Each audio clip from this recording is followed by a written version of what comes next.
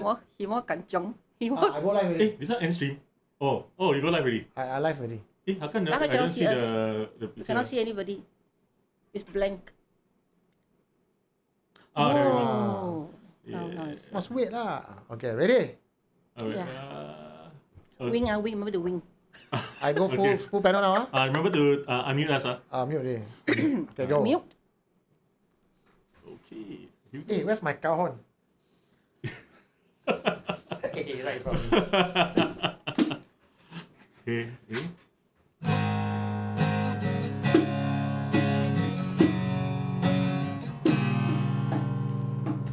今天我寒夜裏看雪飄過，為殺冷卻了的心窩飄遠方。風雨裏追趕，霧裏分不清影蹤，天空海闊，你與我可會變多少次？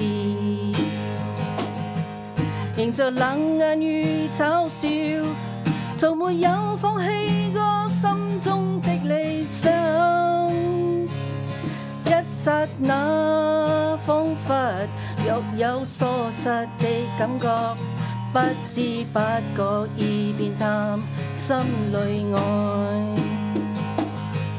原諒我這一生不羈放縱愛自由。也會怕有一天會跌倒。Oh no， 背棄了理想，誰人都可以。也會怕有一天只你共我。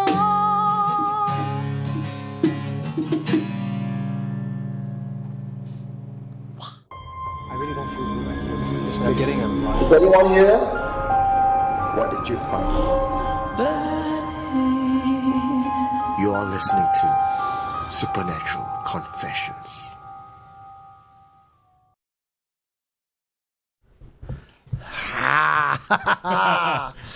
Oh, okay. You need to take back the. Ah! Way to go! Yeah. Happy Friday, everybody! Hello. I'm Prince of Paranormal, the Tribal Chief, the one. My name is Eugene Tay, and with me. I am Martin and Apatas. And today in control is. It's me, Grace. Finally get to show face on camera. Finally got mic to herself. And as usual, we'll start our session with a little bit of booze to drink. Thanks to our community has been plying us. Plowing is a different channel already. Plying us with alcohol, and lately I've been seeing ASMR video, and I find that all the ASMR girls have something in common. When they try to show what they are drinking or eating, there is special con about them. Yeah. They were like, oh my god, hey you guys, I'm gonna try something new today, and I'm literally so scared. Today is a Carlsberg Pilsner ordered from Denmark. Ooh, it's so cool. I'm gonna try it.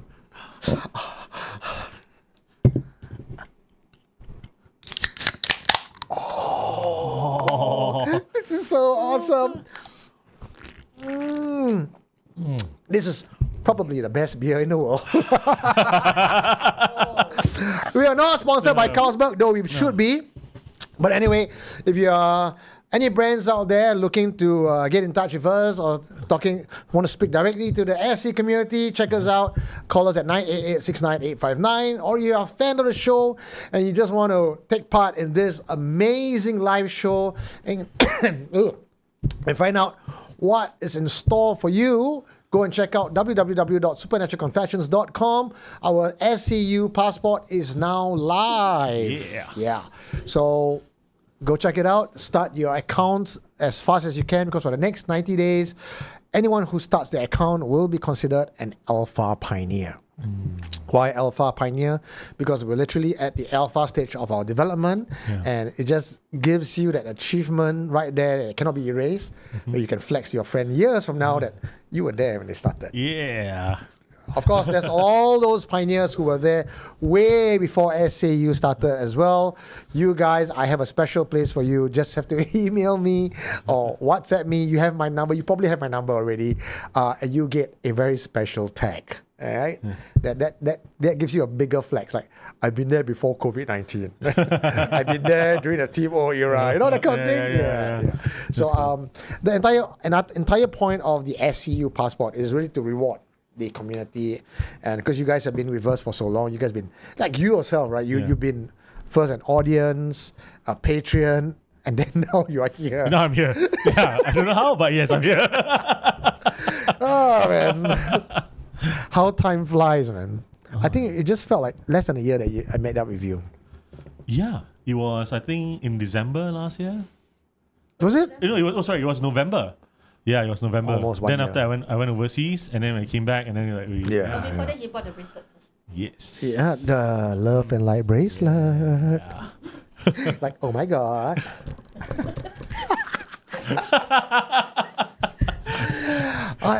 Last night I had a dream. I'm not kidding you. I had a dream. I was in an escape room. Okay, so in case you guys don't know and you're living under a rock, we are on day 2 of 7 months. Yeah. 7 month technically open on the 12th night, which is around 11 p.m., 11:30 p.m. Cross over to the 13th. Today being the 14th, we are day 2 of 7 months. Now, today we're going to talk about 7 month story. We're going to shed some light on what the hell is Hungry Ghost Festival. If you're not yet, check out my video. Last year, I did a documentary on what is 7 months. And I like to think that having done my research online and having seen so many videos out there to do my research for my own documentary, I have not found any other videos out there as detailed and as entertaining as the one I created. And I even went over to Malaysia, across border to meet Master T. I didn't go. Grace was there, and we did a full interview to see how different is 7 months celebrated in Malaysia. How different is it celebrated in the home temples, which is the Sing Tua, the Tua Jia Pe one and all that, right? Yeah. In Singapore, how is it celebrated in Taoist temple in Singapore? How is it celebrated in social organizations? And it just seems to me that 7 months is different thing to everyone. Okay. So I'm going to ask you that question as well. What is 7 months to you? But before that, ladies and gentlemen, if you'd like to support this show, the best way to do so is click on that $ icon beside the comment section. If you're watching us live right now, put in any amount of money you want. Anything under $10, you get 1, 2, 3. Anything above $10, you get. I need to press it. You press number 1. Hey, got it. talented lah. Sorry, Mike, cannot take it. Mike got understudy already. Yeah. That's it. No, Mike can be like, finally I can take MC. Last time I was sick, so Eugene made me work. Sorry, is Grace and Eugene couple? What makes you say that? Yes, we are. We are not just couple, we are married. She's the wife. I'm the man of the house. Hey, Yeah. Yeah, what Kumar Babu says. Okay lah, couple makes us sound younger lah. Like we are still like we're dating. dating. Dating, yeah. Okay lah, Grace is my ex-girlfriend. correct. Or the day also come. Husband and wife lah day. Hi everyone, Grace the ex-girlfriend. That's right. You are right. Duffy, why tonight sleep outside? For who? Grace? Grace sleep outside? Don't lah, I'm not so mean lah. Let her sleep inside. Hello, she is not the boss, huh? Pants I wear, huh? Pants here, boss, huh? Boss sini, itu not boss, huh? Okay, new to channel. Is that Cody Rhodes, the wrestler? Is it? Are you Cody Rhodes? Are you? I mean, it'd be quite awesome if Cody Rhodes watched it Yeah. before. Yeah. New to the channel. Yeah lah. No, but Cody, thank you very much. Thank you for joining us. Is this your first live show? Are you watching us live show for the first time? David Chang, do you know the well-behaved Hohiati are allowed to come out 10 days earlier before the first day of recce unit David? This one, which Sifu tell you one? Eugene is head, Grace is the neck that turns the head. No, I'm not the ex-girlfriend that started the supernatural journey. No, that one not. That one Mel. This one Grace. Hui Che, why Grace said A when Eugene said I'm the man of the house? Correct, ma? Correct. Hui Che is correct. I never say Just wrong. I never say wrong. Hui Che has so far not complained about our audio yet, so must be good already. That's good. That's good. Happy wife, happy life. No fox food. That is a lie. Happy spouse, happy house. Important. The man must be happy also. The Hungry Ghost very fierce war. Any plans for Ghost Day 27? Yes. Maisha, Snow King. What we're going to do on the 27th is to set up the camera again. This time we're going to put our EMF. I'm probably trying to get a some other device as well.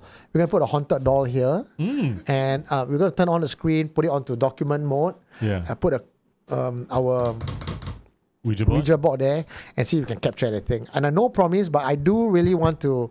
I've been having some requests of people asking me, can I bring them down to Bukit Brown during Hungry Ghost Festival. Interesting. Very nice. Yeah. Yeah, so I'm not just going to bring you to the Bukit Brown. That's the main one. That's the main area that everybody goes there. It's almost like a tourist spot. I will bring you to other parts of Bukit Brown that is very beautiful. Which day is it? Thursday. They put lights all over. Candles. Today, The candles. yesterday. lah. Oh, yesterday. Okay. Or rather Wednesday night. Lah. Wednesday night. Yeah. Remember the last year we went there, then after that the ape in front never clean us. Didn't do the cleansing for us when he saw our car. She got mic in front of her. She don't use the mic. She talk over from the mic. Oh, hi. Can you hear me? I thought Can the lah. mic's Okay. Yeah. Not pro. And then that's 27. 28 and 29 will be at Armenian Street in front of the Peranakan Museum. That's been confirmed. Supernatural Confessions. And the house crew is part of the Singapore Night Festival. Yeah. And we'll be performing there from 10 p.m. to 11 p.m. And nice people at the Peranakan Museum have said, if you need to overrun, it's okay to overrun because you're the last act. We saved the spot for you. Nice. So for the longest time, I've actually been talking to Heritage Board and Peranakan Museum and anyone in the government agency who would listen to me. Yeah. And I've been selling the idea that our supernatural folklore is part of heritage. I said, your grandmother tell you a story. Do you remember half the story? Is it written now anywhere? They said no. I said, do your kids even know about this? They said no. Then I said, in 20 years' time, all your grandmother's story, your grandfather's tales is going to be gone. Do you not think it's important to record that? And they always tell me, yeah, but it's supernatural. We don't know how to qualify it and quantify it as part of heritage. That's been their song and dance for so many years. Yeah. And then this year, I see the theme of Night Festival go myth and legend. Ooh. And I say, hello? It's me. And so I really think that this is set up in time perfectly for Supernatural Confessions and other supernatural channels out there. There's been so much movement with the horror community in maybe the last 3-5 years. In fact, I think there was a interview with the director of program for National Library, and the question was, which is the most borrowed book? Do you know which is the most borrowed book? Our Mr. Russell Lee. True Singapore Ghost Story. I mean, you can't deny it. Like, you may try to hide it and try to bury the interest, but the stats shows, right? Yes, it does. Horror really is what gels the entire community together. You get an ape sitting at a table, you get a banker sitting at a table, you get a taxi driver uncle, all 3 levels of SES there, you get all genders there, you get the who, he, she, the he, the they, them, all at one table. Though you may not agree on every single policy that the government has put out or the lifestyle choices, but the minute you talk about a ghost story, everyone's going to gel, right? Yeah, this happened to me like a couple of days ago. I went for dinner with a couple of friends, and immediately the story like, let's talk about horror story. There we go. Yeah. There we go. So I think SC is ahead of the curve. Yeah. And you guys all tuning in, your alpha pioneers, the pioneers, the ground zero pioneers, you guys were with us and you guys were pushing this trend forward. And I'm quite glad to see that I think finally Supernatural has broken through to mainstream. Yeah. But still a lot of work to be done. We never stop being more professional about it. And as you can see, The quality of our live show is always leveling up thanks to you guys watching in that inspires us. Thanks to Martin, Natasha, Mike, Grace. Essie is really a entire kampong coming together, making this successful. So, okay. Now, on to our show. Today is 7-month story, so we got 7-month story for you. But before that, I think it's been some number of years that I have asked this question, and some number of years that we actually get to address these questions. Now that you are here, Martin, Yes. you are the new kid on the block, so I get to rehash Okay. All my right. early days of SC. Yeah. Timo asked me this question, and he asked me out of curiosity, Yeah. and that spawned pretty much SC, the podcast that we know it. Yeah. What are the pantangs that you know with regards to 7 months? And this question goes out to you guys as well at home. If you're tuning in on the comment section, please type in what are the pantangs of 7 months that you have been taught not to do. Let it go. Let us know in the comment section. I Okay? think the one that really, like my grandma always tell me, don't step that thing. Don't step. Don't step. Yeah. That's like the major one. Because she said later on your feet will swell and then, or you get sick. Yeah. So don't step on those things. Don't take it and eat or, and all that. Yeah. Yeah. Joster say cut nails at night. Don't cut nails at night. T2 says nighttime people call you, don't turn back. Suling Talk say don't go swimming. Avoid swimming. Joster says turn back when you don't turn back when you hear your name. Wow, very fast and furious. I missed out already. Don't hang clothes after 7. Don't hang clothes after 7. I'm gonna ask you why. Don't talk bad about other people. This Don't is interesting. When eating, knock on the bowl with chopsticks for good luck. knock on the chopstick or Oh, don't that's it. knock. Not the chopstick on the bowl for good luck. Oh, is it? Then somebody said, I thought Oh. don't knock on the bowl. Go home before 7 p.m. Must say sorry and passing offerings. no singing. No, I know no whistling. No Yeah, whistling. we broke all the rules. Yeah. No wind chimes. Go home early before nightfall. Yeah, that one. Pantang or kantang? It's not pandang lah. That one pandang is pandang. Kenapa? No, pantang with a T. Why cannot swim? Indigo Positive. I'll tell you a story about what happened. Why cannot swim? Remind me to tell you about my story. Yeah? Okay. Eat food on roadside. Ayo, you got eat food on roadside. Then kesian. Do not wear red. Don't swap around while you eat. Don't watch Supernatural Confessions. Nobody said. they know, it's true, I will tell you for every year, Yeah. during 7 months, the live show actually dropped in viewership Oh, really? for live. Ah. The people watch it in the morning and every other time. So there are times when people say, I will not watch SC during 7 months. But after 7 months, I will go back and binge watch. All right. Yeah. So nothing to do with horror. I mean, like during this month, don't look for horror. Yeah, there are some parents who say don't even watch horror movies during Alright. 7 months. I'm going to address some of the things that Didi says, why don't cut nails at night? So according to my grandma, when you cut nails, there's a click, click, click sound, Yeah. right? That click sound is what attracts them to you. And I got a feeling don't cut nails at night is because nails and hair is primarily used for black magic ingredient. Yeah. So don't purposely step on offerings to good brothers. You tell that to Mary Mike. Don't simply recite the Great Compassion Mantra. Why Albert Wong? Because they will follow you. Don't wear clothes with holes. Well, that's a new one, Michael Tay from Perth. If I don't wear clothes with holes, Then how do you put your head into yeah, the... correct. I put my hand through. Cannot. Don't wear clothes. Don't move house. Oh no, I just got habis lah. Happy go lucky. That's it. Let us know tomorrow whether you got any confession. Don't renovate house as well. Don't buy char siu. Already relate. Don't listen. I love it, man. I think our community really knows it. Don't anyhow call it hellfire during 7 months. Because last time there's no nail cutter, people used to hurt themselves because it was dark. Yeah, that's what I heard as well. Yeah. Don't eat chicken rice. Don't get pregnant. You know the char siu thing, right? Oh, don't wash clothes at night and hang outside corridor. Okay. Can you remember all this that they posted? If you can scroll back later to read through. You read out to me, I will address it if I can remember, guys. Oh, we can- Don't get pregnant. Don't get pregnant. You have many other, ways to prevent that. So, or 7 months, just anal or come in mouth only. Use condom lah. Oh, Swallow. Asian swallow. yeah. It's just swallow. Don't everything. Don't get married. Mike will tell you, for all 12 months, do that. Please elaborate. Elaborate what? Okay. Avoid opening umbrellas at home. Yeah. That's correct as well. Don't go making you. Huh? Don't go making. Don't go making you. Chris, apa lu cakap? Don't DIY, they suck your energy. Oh my. Actually, that one got some sense to it. Okay. Don't move house, no more house. No swimming. Okay.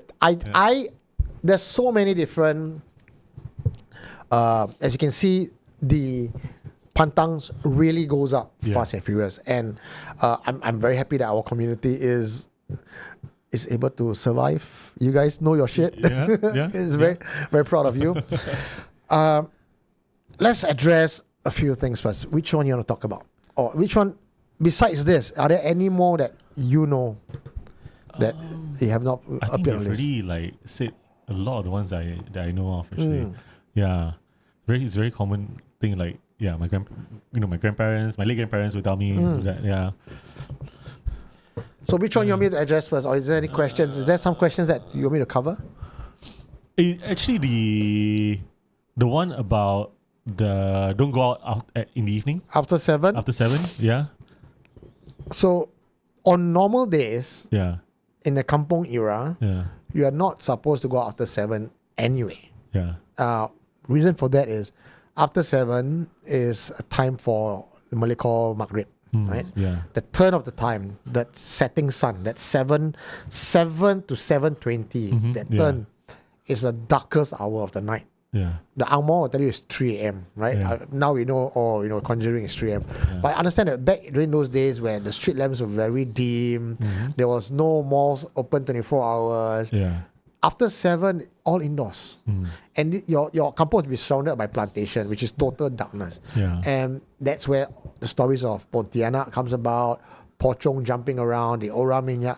So after 7, to the old folks, it's where the bad people come out to play. So whether the spirits or robbers, Yeah. nightfall, they're out. So you're not supposed to go out after 7, because if you do that and you get kidnapped, Yeah. or you get possessed, or you see a ghost, it's your fault. You deserve it because it's their time. So now you take that folklore and that superstition, and now these days, you even got MRT running to 12 plus. Yeah. So the idea of going home before 7 no longer holds true. Like, no kid will even listen to their parents say, come home before 7. Yeah. So you still want to maintain that fear. You still want to maintain some level of tradition. Yeah. When do people start burning things? A nightfall. Yeah. Right? After 7, right? 8 o'clock, you burn. That's where the candles got light. Yeah. So you borrow that tradition and you lay it onto modern times, which is the only month where after 7 would still be dangerous, is 7-1. Yeah. Now, that's also because it doesn't help that supernatural channels like us, we're going to talk about this later, is 7-1 tends to have a time where there's a peak in confession. Oh, is that? Yeah. Traditionally, in the last 10 years, 7-1, the confessions start coming in fast and furious. All right. Oh, okay. Okay, now you're saying about all these spirits and all that, right? I just remembered a story. Yeah, that my late grandma told me. Okay. So she did when I was young. Of course, she like, hey, Margaret, ready? You better not go out, Yeah, later got this thing or that thing, all that kind of thing. So then I was just like, we all kids who are in the HDB flat, still want to run around, still play catching and all that. But every time around 7 to 7:20, her and my neighbor, all the kids all come home. So one day I did ask her, like, why you asked us to come back? So she told me when she was young, during the kampong days, right? It's either, I can't remember if it was a family member or it was actually her friend. They played hide and seek in the evening. And then she told me that they played hide and seek, couldn't find her, look for her non-stop everywhere. Right? The same place, look twice, 3 times, cannot find that person. Then for hours cannot find her. So they had to call like a bomo to come in to go and look for her. So the bomo said, so the bomo did a ritual and everything, right? Then found her hiding underneath a table that they've already like looked for her like for hours before. Yeah, she was just down there, and she can no longer speak, and she was like mute after that. So this is not your grandma. This is not my grandma. It was Grandma's friend. Grandma's friend. Yeah, and she said it was the hantu tete that went to pick to take the girl and hide her underneath, and then I think maybe she got scared or whatever. She went mute lah. So until when she grew up, she still couldn't speak. Yeah. So this was a story that my grandma shared with me.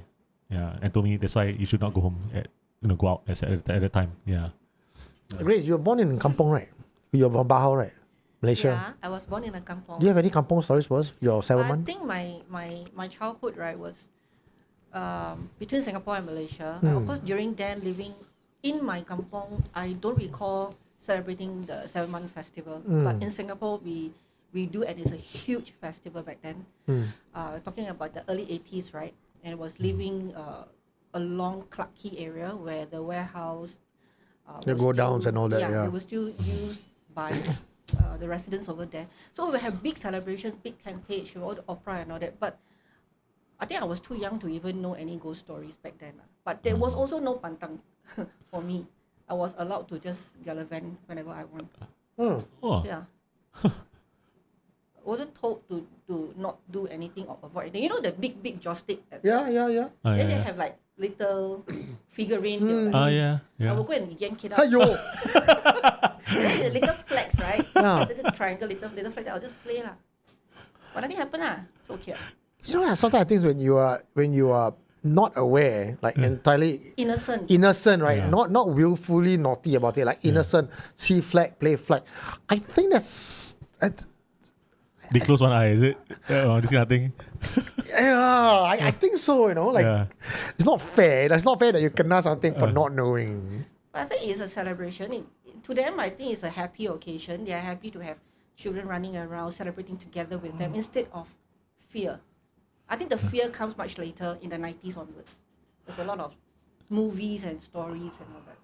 You were lucky. I was born into fear. My grandma, everything would scare me. Then Selman was a very scary time for me. I was not allowed to go out late. Yeah.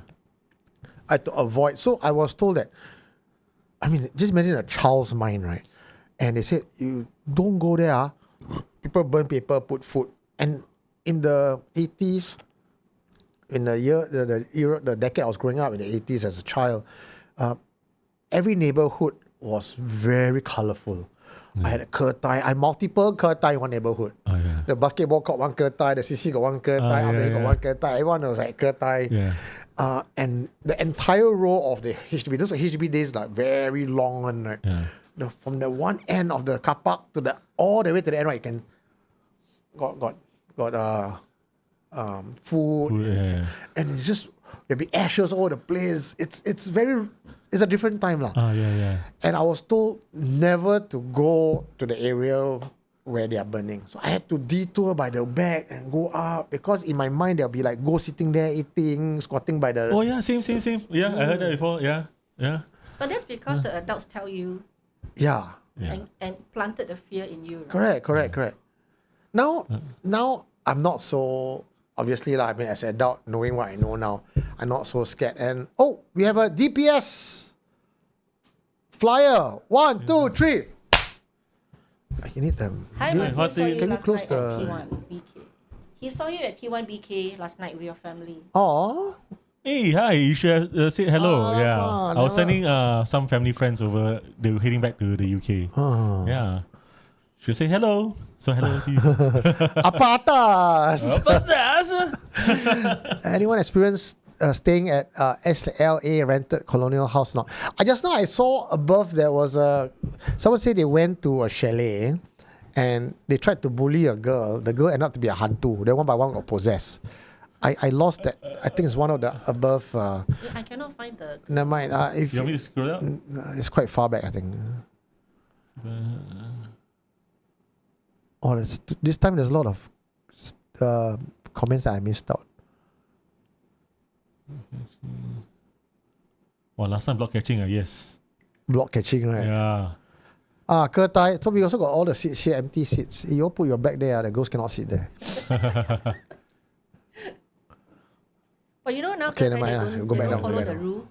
Huh? First row is always occupied nowadays.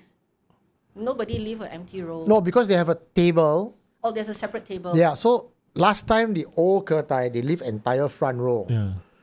Now they don't do that anymore. They have a special table with red cloth and drinks with incense there to indicate that's for the spirits. Oh, right. Yeah, so the front row thing no more already. Last time I stayed in my grandma's place, my late grandma's place. She was in Toa Payoh, and behind her block, right, is the Kim Kat Avenue.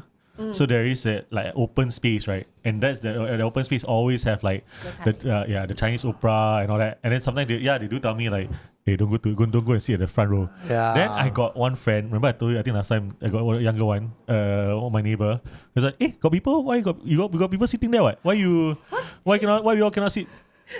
Then Ooh, What was that? what was that? What was that? It was a loud bang just now.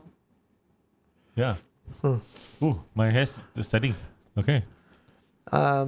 There's someone asked me to talk about Bayshore Park. They moved into Bayshore Park. Is Bayshore Park haunted? Well, I have heard stories about Bayshore Park, Coastal Del Sol area. But I think the stories were very, very old. I don't hear any more stories. But if you want to walk around 3 to 4 a.m. at East Coast Park, East Coast Park have a reputation. Yeah. You're talking about the sea having water ghosts. Like a lot of people have said, don't swim during 7 months. And that's one thing I would never do. I would never swim. Like of all the pantangs I can try to rationalize away. Yeah. Not swimming. Swimming is one thing I cannot bring myself to. Yeah. And I told my mom, happy lunar 7 month, and just so now it's my turn to tell her, come home early. And she says, don't swim. Don't let your son swim also. And that's something is ingrained in us because when I was young, I almost drowned. Oh. I actually mentioned about this in my earliest podcast. So you guys, if you have been tuning in from season 1 of my podcast on Spotify, episode 8 is my story about how I almost drowned during 7 months swimming. Yeah. But for some reason, episode 8 just disappeared from Spotify. You cannot find episode 8 inside. Ah. Yeah. There's 1, 2, 3, 5, 6, 7, 4, 8 has disappeared. But I think last year, Leonidas got that swimming lesson was around 7 months. For like 8 weeks. So what happens is, and I double check with Coast Guard and I double check with the police officers when I was doing my Changi tour. They cannot tell me, they cannot confirm or deny whether it's haunted or not, but they said 7 months, highest number of drowning incident throughout the whole year. Yeah. Coincidence? Boatman tells me 7 months, water accident very, very high. Yeah. So I'm not saying it is, but there are signs to show statistically 7 months more water-related accidents happen. Yeah. And thank you, CC! 1, 2, 3. Ba, ba, ba, ba. Number 1 fan. Oh, come. Okay, I will take first today. Thank you. Thank you. So just a very quick one about episode 8. What happened to me? I was at East Coast Park swimming. That's where Bayshore Park is. Across the road from Bayshore Park is East Coast Park. 7 months, right? With my uncle, relatives, and everything. I was in the water. I wasn't even in deep part of the water, but enough for the water to just be here. And I started off what I felt like a plastic bag wrapped around my leg. You can imagine like slimy wrapped around the leg. So I tried to kick it away. Right, try to kick it away. But by then the current was really pulling me. But I don't know whether it's a current or something else was pulling me out to the water. So the more I tried to kick the plastic bag away, the more the plastic bag Wrap around my leg and go up higher and higher. Yeah. Of course, I reached down and tried to yank this plastic bag out. But when I reached down, I felt like I touched a hand. And I still remember this feeling very well because it felt like knuckle and fingers. Oh man. You know, knuckle and fingers. Even if you don't know how knuckle and fingers look like, I can tell you knuckle and fingers do not feel like plastic bag. Ah yes, of course. Yeah, Okay. yeah. And then I could not yank it away because it's slippery. And then I was pulled underwater. Oh, you can feel the thing just. Because as I said, the plastic bag first Yeah. went to my feet, crawl up, then I felt it started pulling me down. So it was like, "Poof," right? Yeah. So once I touch it, I touch a knuckle and finger, it pulled me down. Yeah. I do not know underwater for how long. And then eventually I was yanked out of the water and brought to shore. Yeah. Someone had obviously seen me, one of my relatives, and have gone in to pull me out. Okay? So I said, something pull me, something pull me. And at that point in time, as a child, I was wondering why none of the adults wanted to acknowledge that something had pulled me in. It's like, you know, you're a child, you want to tell people, something pulled me in, and nobody even, they pretend they didn't even hear you. Yeah. Wait, sorry, what time was it again? 5, 6 maybe? 5, 6, Not dark yet, still got light. Right? Yeah. And when I looked down at the bruise on my leg, it's like finger lah, hand mark lah. Oh. And straight away after that, fever lah, sick lah, cannot cure lah. So I have no idea what was talked behind the scenes. But then I was brought down to I was staying on 6th floor, 627, 6th floor, corner unit. 5th floor, right below my unit, is a tanki. Very convenient. Yeah. Go there. Your clinic downstairs already. So I kena like clinic. So I think I kena whipped by the pomegranate or something, and after that it was cleansed. And I was okay. So Wow. never knew the fear because they don't understand what. But years later, then I realized, that was the kueh lajiao. Someone paid $10. Michael Tay, can I scroll up and see the comment? You want me to? Michael Tay from Perth. Yeah. The myth behind not wearing holy wear, like jeans with holes at the knee pads, because Momo would mistake you as one of them, as their clothes also holy. Tell that to the Gen Z. You know the Gen Z today? Oh, the nice jeans got a big hole. Yeah. Gen X got hole in our jeans, but we look cool. Yes. It's like, you know, we buy new jeans and we cut. You cut, And we make it fray. Yeah. Now the jeans, the Gen Z jeans, is one big hole. A hole. Can see the entire knee. What the hell? To smile, laugh. Wow, So we should tell the Gen Z, hey, don't wear the jeans like that. I wear the momok come. I just got I just learned a new thing. T series. Apa tu? Because Gen Z, right? They consider Gen Z as T series. Oh, because the IC number start with T. Yeah. The T series. T series. You do the pen for Michael. Yes. 1, 2, 3. Bam, bam, bam, bam. Now take for yourself. The T series. Enter T series. 7%. Wear jockstrap how? Paris Maisha. You kena that kind of ghost to cocok pantat with. You went send us a photo. Eugene vomit after sure sign. Daphne says, Gen Z and Alpha know about Momok man. They don't know lah, but we should scare them first. Go commando. There's some, I think there's some others like don't wear red and all that. Yeah, there was some. I heard about the don't wear it. Why is that? I told my kid that, don't wear red. Then he asked my kid, totally very innocent, asked me, then National Day how?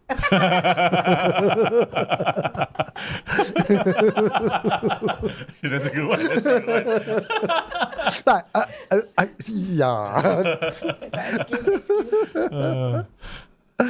Okay, are we ready for some confessions? We can go back to Pantangs again later on. Wait, I need to find a mouse. The cursor is not there. To your right. Okay, got it. Yeah. This one. Okay, you Alright. read. Hold on a minute. I need to scroll. Okay. Okay. Okay. My father came home twice by an unnamed contributor aged 15 at the time. This happened in 2011 during the 7th month.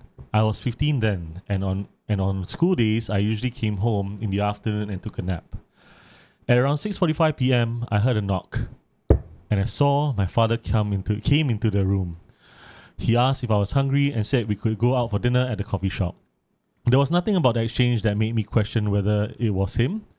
After speaking to me, he left the room. About 45 minutes later, my father came into my room again and told me that he had just reached home. I was confused and asked why he was repeating himself. As far as I knew, he had already come into my room earlier and asked whether I wanted dinner. I described what happened, but my father insisted that he had only just returned home. We wondered whether someone else could have entered the house, so we checked the surveillance recording from the front door. There was no stranger on the recording. The only people we could see were my parents and me. Nobody else had entered the house. My father said he had only just came home.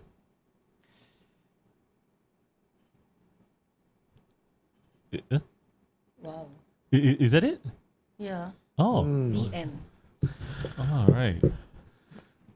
Is it doppelganger situation? Yeah. Wow. Is there anybody know a little bit more backstory on this one? I think it's one of those quite classic case where Let me check. No, the you next one is think a different you think you see someone at home, and this is actually quite common. Yeah. I get the number of confessions that I get, very, very short confessions, anecdotals. I thought I saw my loved one coming in, and I'm very sure I did not imagine it because I saw him walk into the kitchen, and only to see there's no one in those. And then my so and so came back later on. It's more common than you think. Oh, right. In fact, Grace also Grace saw, right? Isn't it? Yeah. I saw at home. He was in our master bedroom that night when Eugene was on his way home already, and I was like already on the bed, like drowsy and going to sleep already, right? So what happened was I saw a black shadow that walked into the room. From the shadow, I can tell that is exactly his body shape, you know, because you know, right? The shape is like Sexy. 你自己讲的. Then, but the shadow walked right into the wardrobe. Oh. And it was like in front of my face, it walked right into the wardrobe. Then I was like, that's not him, that's somebody else. So I turned around and then I texted him. I said something is in the room, you know. Then he was like, what? I'm downstairs. Hey, is it solid? The person? It's a black silhouette. Oh, wow. And if in that silhouette, I can even tell that that silhouette was wearing a pair of boxer shorts. And this was in darkness. I mean, as in like... My room wasn't very bright. It's only one tiny little light at the side. Oh, wow. Yeah. And my Raya ghost, my Hantu Raya. Gabby was asking, is there any special exclusive tours in the pipeline for 7-month tour? Can use my night call, Shine Shine. Gabby was the one who came on my tour. Yeah. And on my tour, I was looking around and I was like shining my torch. And then Gabby turned on his torch. Yeah. And it just made my torch look small. I had a bit of he touch shamed me, and then later on he's like, bro, I'm going to donate some money to him. He did on our group chat, chat, and he says, go buy your night call. Ooh. And I did. A better Nice, one. nice. Yeah. And I tell you, I never look back. Now it's like when I go to her, it's like, this gentleman over there. Brought you like... Okay. I cannot mention the brand because we're not sponsored by them. Okay, but like I mentioned just now, Gabby, 26, which is a Thursday. So unfortunately, the tours that I'm going to run for 7 months is not the Saturday tours because Saturdays I already have my Changi and everything. But if I do run it, it'll be on 26, Bukit Brown. I'll start sometime at 7 because I think people need to work and everything. Yeah. But no later than 7 because I need to walk us through one area where I still think with light will be nicer. All right. Then by the time you get on the other side, it's dark. Okay? So yes, if there is an exclusive, it's on the 26th. Seahawk says night call is the best. Can it be a Jangalot? No, Jangalot very small. Duff you say night call can kill vampires. Night call lightsaber. What are we? All these are night call employees, is it? Hey, you're getting commission, Night call costs all the hunter running. Hey, this one, Kelong, is there a way to change your username on SCU other than the name on your email? Yes, there is a way to change it. That feature will be coming up soon. Right now, what we are having is all very basic, bare bone features, and every few days the new feature will roll out. In fact, you may imagine that the entire dev team consists of at least 10 people. I'll tell you, it only consists of 2 people. Yeah. It's only myself and Andrew. And Andrew and myself used to, when I was a tech consultant, I used to work with Andrew extensively. And he's not just Andrew, he's Dr. Andrew, by the way. He PhD in tech. Yeah. So both of us are just working on this back to back, side by side. Oh, nice. And I can tell you, when you are working with a team that dedicated, sometimes your 2-man team functions as good as a 10-man team. Someone donated Lina 1319. Wait, Hey, Gabby also. I think there's one more. Oh. Wait, Gabby also, we haven't. go, Okay, let's do Gabby on. there you go. We do Gabby on first. 1, 2, 3. Ba, ba, ba, ba. Okay, scroll down. Now we have one more. Lynn. 1, 2, 3. Ba, ba, ba, ba. You are amazing. Thank you. Thank you. Okay, one for you. Grace, can you catch? Throw. Okay,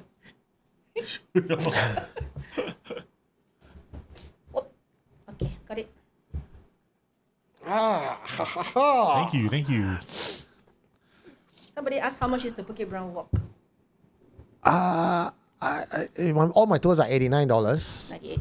$98? $98, yes. Cannot use culture pass this one, guys. Sorry. And then how to give feedback on app? Jobster. Right now, you can give feedback by texting 988-69859. Sooner or later, we will have a feedback on the app that you can just click on it and then give direct feedback. Okay. Taoist Immortal. What? Talent Bong. Terrence. How much is the Bukit Brown walk? Yes. How to use your ID number on SCU. How to see the How to see your user ID number. That will be given to you guys as well based on when you enter. All these are things that I've already written down that I'm going to release. It will be released over time. T2 says, I saw a video long while back. I think it was the Noel boy. He captured sound like British soldier on the ghost meter.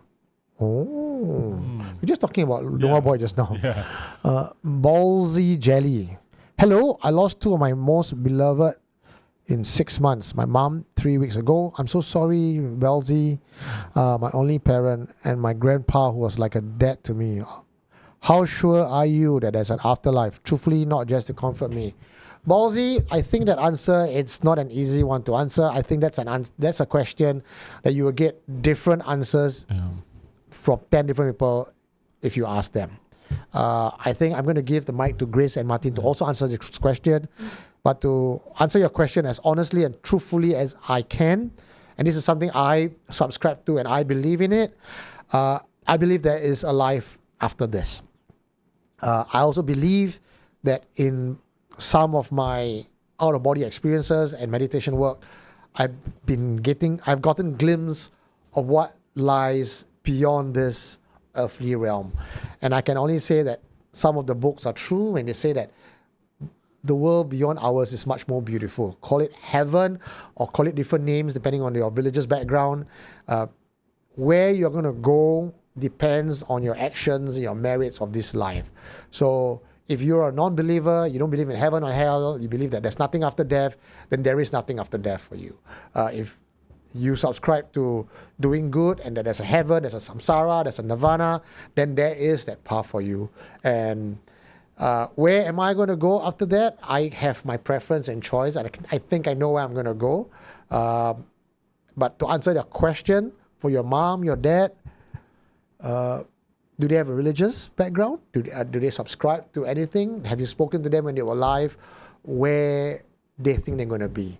So where they think they're going to be trumps where you think they're going to be. For example, if your dad is a particular religion that believes in afterlife and you don't, and you bury him in a way that does not respect his belief, he might have some conflict. But that's why I think personal belief is very important. It trumps religious belief from my point of view. Yeah? Martin, Grace? Where do I go after I die? Yeah. Where do you believe you go after you I die? will go heaven. I play harp. Or the Play the harp. stairways to heaven. all the angels there be like, alamak, that one cannot sing, cannot play instrument, now coming up to play harp. Jialat lah, they all.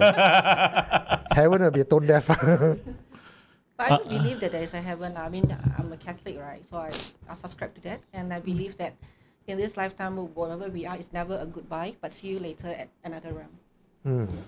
Yeah, I believe that as well, to see you later, because I'm sorry about your loss. One of the experiences I had, with my late grandma was that, it was something I shared before, and hopefully it gives you a little bit of comfort, maybe, that when, she passed away for many years already, and then I think that was when I was in poly time, and then when 15 years later, I was going overseas. So I've not seen her. I've not gone to her grave for quite some time, and I decided. I told my parents like I need to see grandma before I go.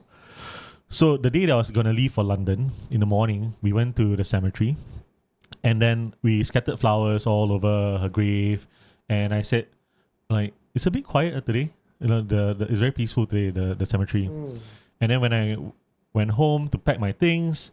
My brother went to my room. I think he was going to get something. And then he said, Martin, why your room smell like flowers? It's very, very fragrant. Then I was just like, huh? Why I never spray perfume or anything like that? I was packing my things outside in the living room. So I went in, and then true enough, the smell was the flowers that I placed at her grave. Right? And then I took a step into nearer to my bed. And suddenly I feel this really warm hug all over me, and I just broke down in tears. Yeah, so I know that they are always around, and that they're always looking out for you. Yeah, because she knows that I was going overseas for many years. Yeah. I think Titus and Huicha was asking you to speak closer to your mic. Is it better now? The reason I asked you to speak closer to the mic because the next question I have for you is about yesterday's supernatural communications. We ran. Before that, just now you said there's a message that you missed out. Yeah. Can I read it to you first? Yeah, sure. It's by Autumn Twilight. Friends disturb girls at night. When we were in a chalet, turned out that girl is a hantu, and one by one got possessed. Not asking for it. That's a good Pontianak revenge story. Yeah. You didn't know that the friend is not a human. You see the girl walking there alone at night. Then you, hey, jambu kena sepak after that.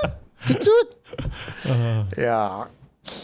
You want to share that story with us because it was a participant's So yesterday we had grandfather. the communicating with spirits workshop run by Master Brian. So a couple of us attended the session together.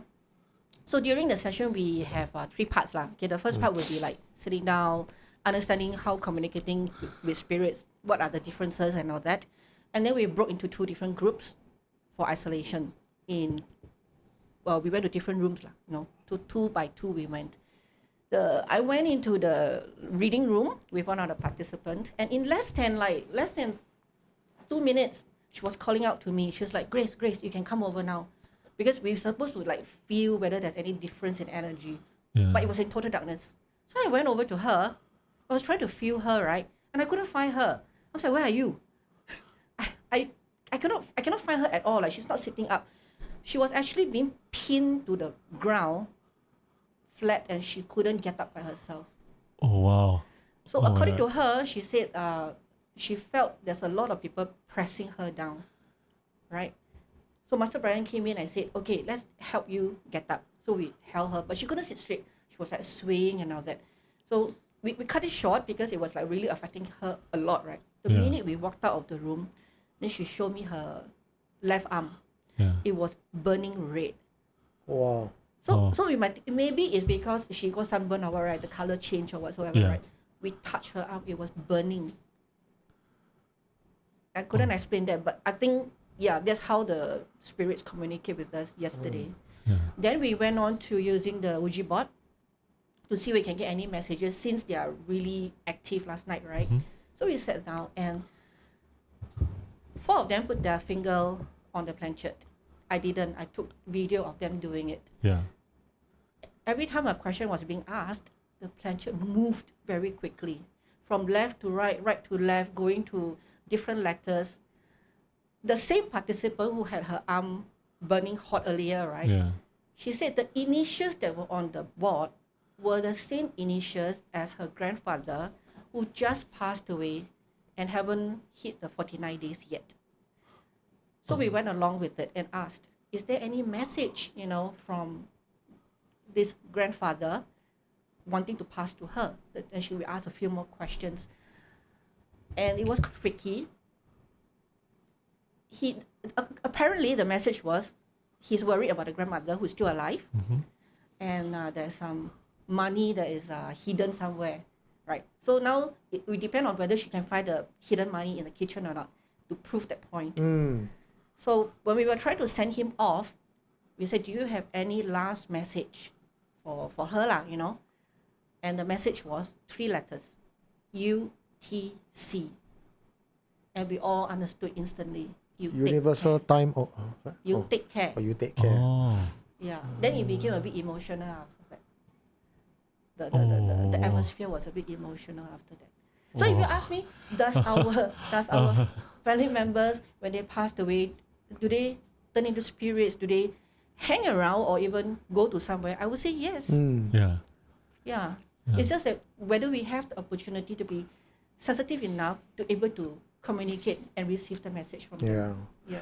Chua Lincoln has a text as well. It says, my late mom in ICU saw apparitions of children running around and asked her maid to quickly give them sweets. That was the day before she passed on. Or one of her last act also is a compassionate one. See? Lisa Marie Skate says, my late... Sorry, let me just bring it up. Yeah, down a bit. My late uncle's friend did that, whistled at a seated woman.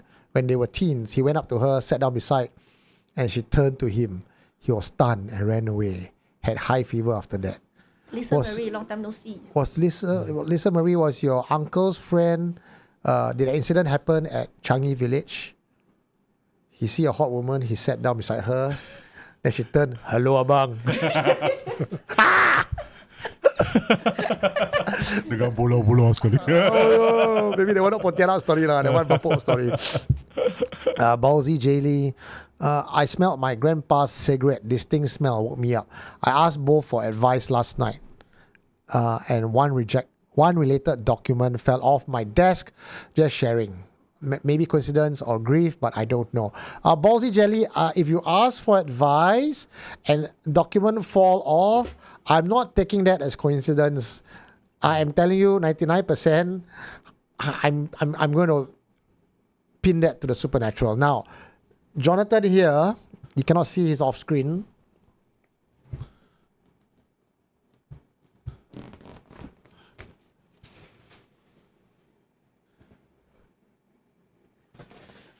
Jonathan here, when he passed on, his family went to his house to look for, I think there were some important documents as well, and says, Koko, can you help us find where is it? And a plastic bag fell. And inside the plastic bag is a document. Like, how? And there's also another incident where they couldn't find his phone. Couldn't find his phone also. Yeah, everything, the room is small, right? Everything is just lay out.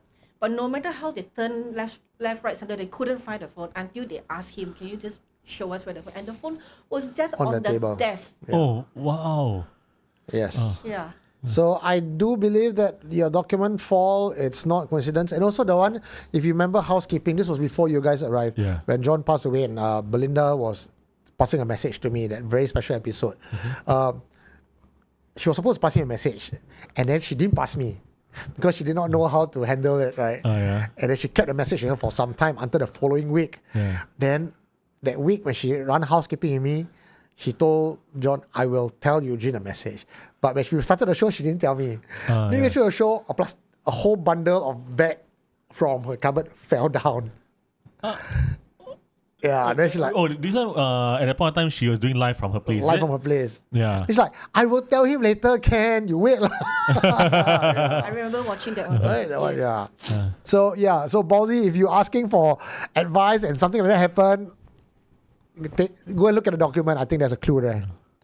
Yeah. What would you say for people who, I mean, let's say they're in desperation, then like you're using the Ouija board. Yeah. What kind of advice would you give? Wow. You know. Okay. So, people who want to be in contact. I mean, if you listen to Western news about Ouija board, they give you a very different point of view.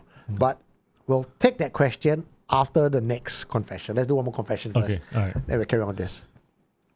So the next story, yep. Mm. Okay, here's the hello. What did you do? Left. Move to your right. I can't see the cursor. Okay, I bring it to you. Okay. There.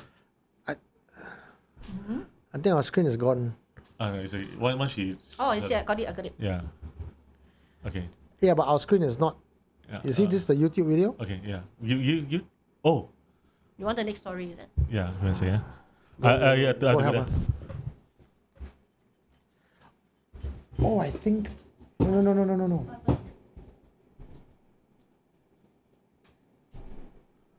Correct. Can. No, that thing just went back just now. Okay. But here is Okay. like what Mike says. Story time.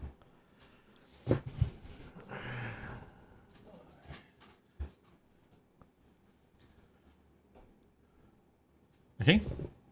Okay. I read this one. All right. Hey. Hello. Yeah, What are you doing? Yeah. Nothing. No.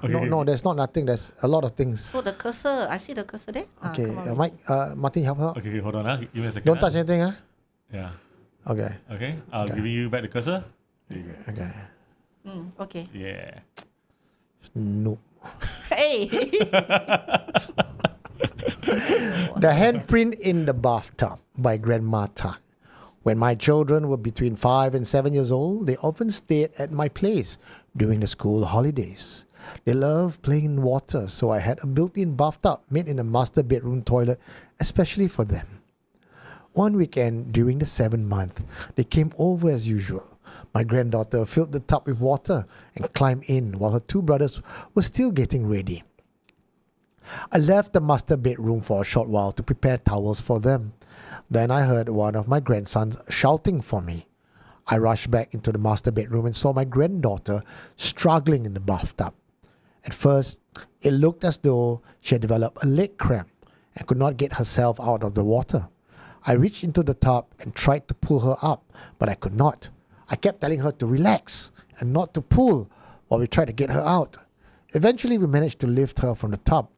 Once she was out, I checked her to make sure she was all right and noticed a mark on her body. It looked like a handprint. My granddaughter told me that someone had pulled her into the water. Her two brothers had still been getting ready when it happened, so neither of them had been inside the bathtub with her. I spoke to my husband, and we decided to invite a spiritual practitioner to the house. After examining the master bedroom toilet, he performed a ritual, sealed the toilet door with a talisman, and instructed us not to open or use it again. The practitioner also told us that a previous female owner of the home had died inside the toilet.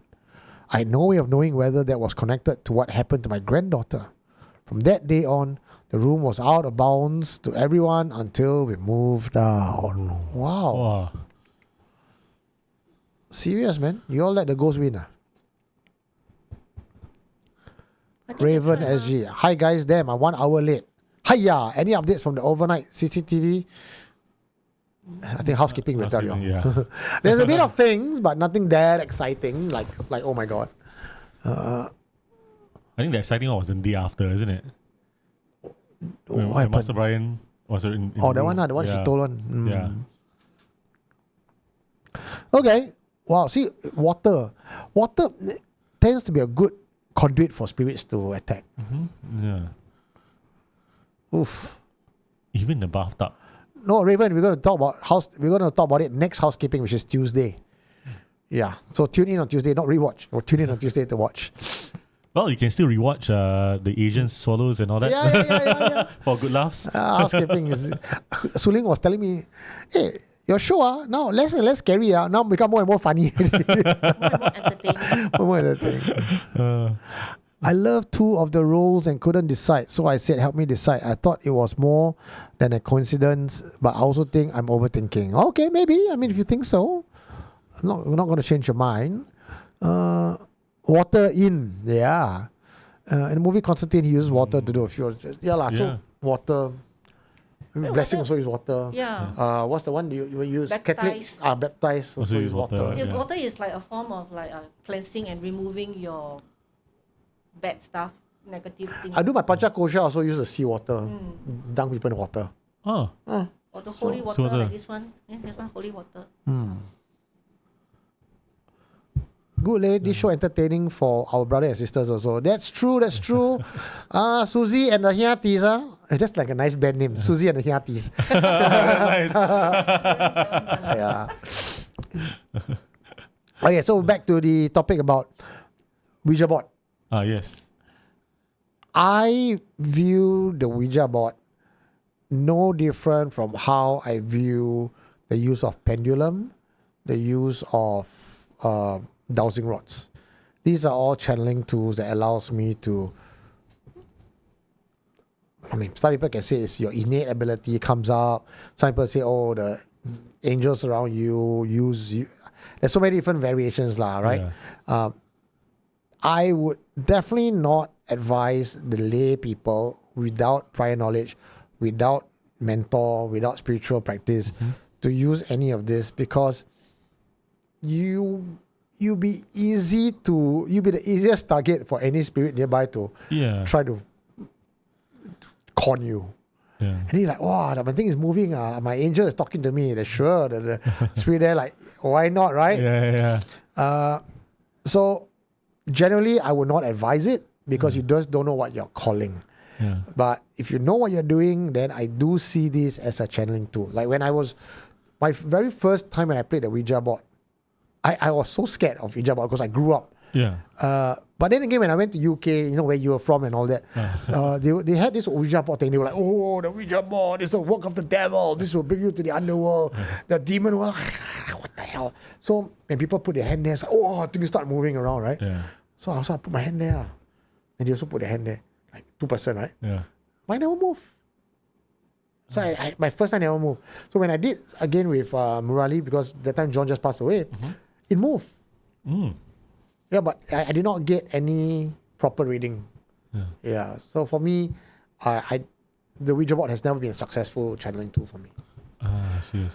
Does Eugene sell any amulets? No, I don't sell any amulets, but what I do sell is a love and light bracelet. You can get it from www.supernaturalconfessions.com. This walks away negative energy, backstabbers, and lately I've been infusing abundance energy into it. And I feel that, it does work. So stay tuned. I have a new product coming up that is designed solely for abundance. Oh, wow. Solely for abundance. It's something that I've learned in the last 6 months, how to cast abundance magic. Yeah. And I'm quite excited for you guys to have a go at it. All right. And let me know. Okay. Because already people with the beats tell me, like just now, right? We have people coming and says it works for them. Yeah. So I'm like, okay. So I've gotten enough feedback for me to feel that, I think whatever I'm doing with the stuff that I'm selling you guys, it's I got faith in it. Yeah. Yeah. So check out the new one. It's called, what's it called? It's called Abundance. Oh, when will it be? Next month. Next month? Ritual. Oh. Ritual. The brand is called Ritual. It's Ritual by Eugene Tay. It's a fragrance brand. Yeah. And I've been, so the big background story about it, because I've seen all this occult perfume la, whatnot la, windfall la. Of course I can try it, look at that. Yeah, I mean, there is some energy to it. Yeah. But I don't quite like the scent. There's Wait, always you, this. You buy and try all these? I buy and try lah. I have to buy and try lah, right? I mean, sometimes I'm given it free or I make a donation, so I get all this. And we should do a review video then. this one is from the Ajahn. This is a Taiwan. This is a Cambodia one. Yeah, but anyway, I'll talk about that when it comes out. Alright. Okay. Oh, now Bristol got some SG61 promo. Okay, 988-69859. Okay, go and call and then Grace will link you up to it. Yes. What else do we have? Okay, I think now we're at 10:40. Let's go with one more confession. Okay.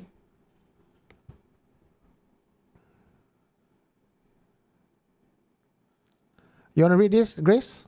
Okay. You're going to be louder. The Void Deck with No Way Home by Maisha. This happened in 2013 when I was 23. I was still living with my parents in the same HDB estate I had lived in since I was 7. So by then, I had known the place for about 16 years. It was around 7 in the evening, and I was walking home alone. My parents were having dinner at Causeway Point, so I had called to let them know I was on my way back. I had not been paying attention to the lunar calendar and only realized it was the first day of the Hungry Ghost Festival when I noticed people burning hell notes and making offerings along the pavement. I continued towards my block and entered the void deck. The pillars and seats were where I remembered them. But something important was missing. There was no lift lobby. There was no staircase. I lived on the 10th floor, and I knew exactly where both were supposed to be. At first, I thought I must have approached the block from an unfamiliar direction or somehow confused myself. So I walked around the void deck, looking for the entrances from another angle. When I still could not find them, I went around again. I circled the area about 8 times. The neighboring blocks looked normal, and I could see their lifts and staircases. But whenever I returned to the places where mine should have been, there was nothing there. I also noticed that nobody else seemed to be passing through my void deck, even though it was around the time people would normally be returning home from work. Eventually, I called my mother. "Ma, I cannot go home." She did not understand what I meant. I tried explaining, and I was already at our block, but could not see the lifts or staircase. She asked me what I could see instead, and I told her that everything else looked normal. I decided to take a photograph so she could see what I was talking about. I was using an iPhone 4 at that time. I opened the camera application, but when I tried to take a picture, it closed. I opened it again and tried another time. The same thing happened. I tried 3 times and could not get a photograph. My mother told me that she and my father would take a cab home and asked me to wait at the sheltered drop-off point beside the block. There were 2 marble seats beneath the shelter, so I went there and sat down. After a while, I tried calling my mother again to find out where they were. My phone died. I remember having about 33% battery remaining. But when I tried switching it back on, it only showed a prompt telling me to connect it to a charger. My portable charger was not working either. That is the last thing I remember from that night. The next thing I knew, it was morning. I was at home, and my mother was beside me. I could not understand how I had gotten there because, as far as I remembered, I had been sitting beneath the shelter waiting for my parents. My mother asked what I remember from the previous night. After I told her, she explained what had happened when she and my father arrived. Their cab had dropped them at the same sheltered area where I had been told to wait. There was only one such drop-off point at the block, but I was not there. My father walked around looking for me while my mother remained near the shelter.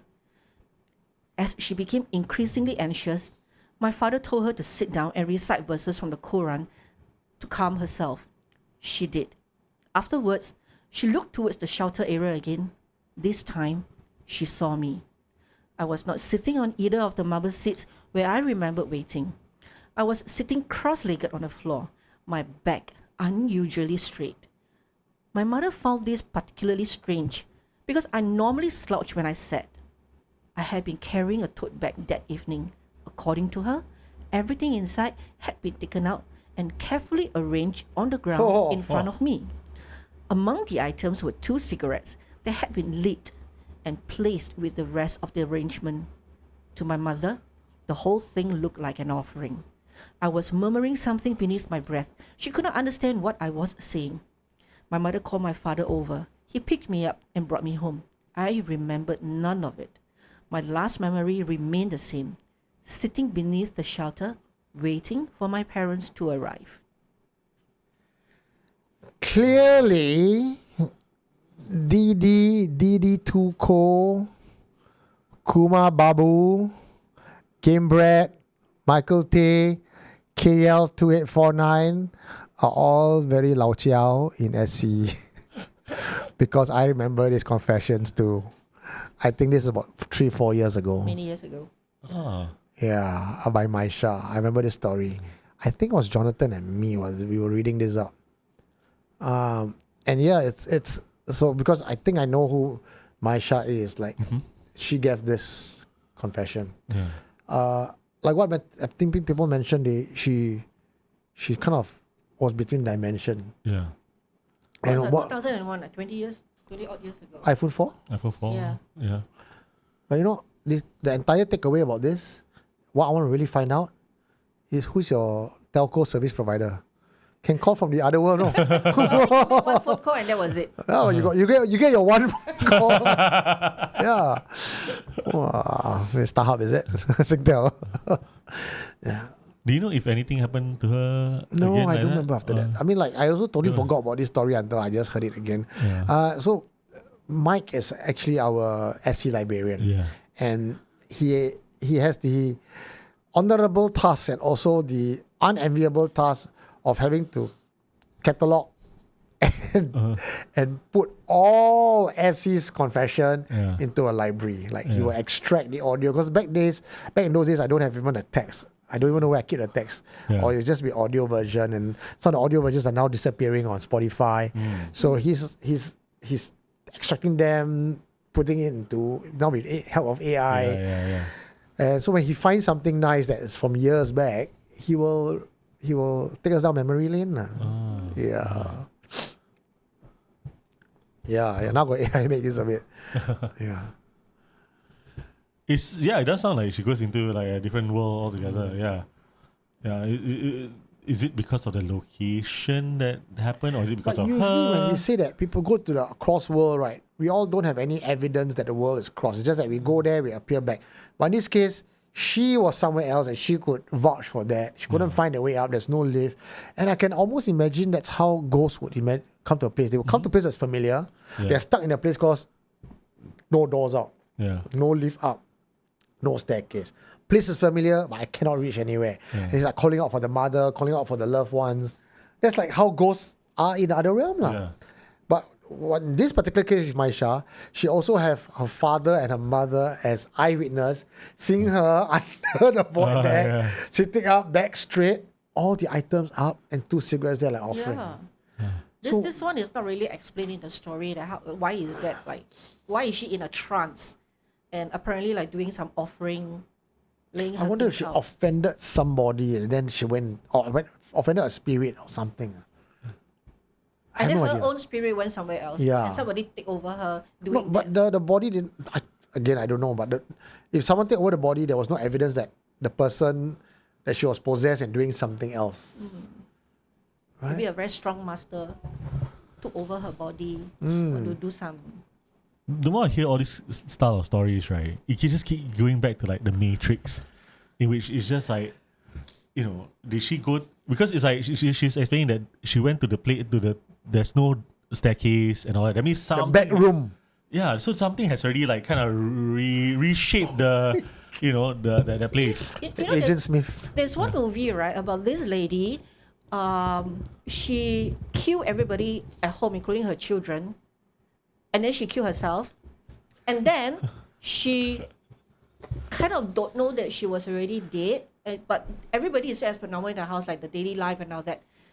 And then every time when she want to step out of the house to go to somewhere, there's always something happening that stop her from going further than just out of the house. Oh, the others, is it? I think so. Nicole Kidman. It probably yeah exactly. Right, she Yeah, was one who correct. actually killed her children because she was waiting for her husband who went to She the didn't army. know that she died Yeah. or something. So it's kind of similar to this because you are trapped in a realm. Yeah. It's familiar, but you just can't go out of that circle. Yeah. Yeah. Oh. Uh-huh. So now you know. how the other world is like. We're talking about afterlife It's just the now, same right? lah. Without staircase and lifts. Oh.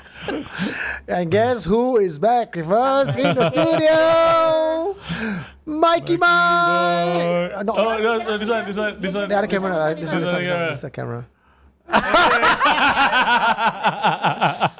Mike must be at home seeing this Grace is doing such a poor job with the cursor. I'm going to come down now. Okay. Oh, okay. Oh. Okay, one more confession, guys. Anyway, if you guys got anything that you want us to talk about, any questions at all, leave us a comment. Once again, Supernatural Confessions SCU Passport is now live for Alpha Pioneer testing. We are still at the Alpha stage, but do get your account ready because this is the start of something beautiful. It's totally free. Go to supernaturalconfessions.com.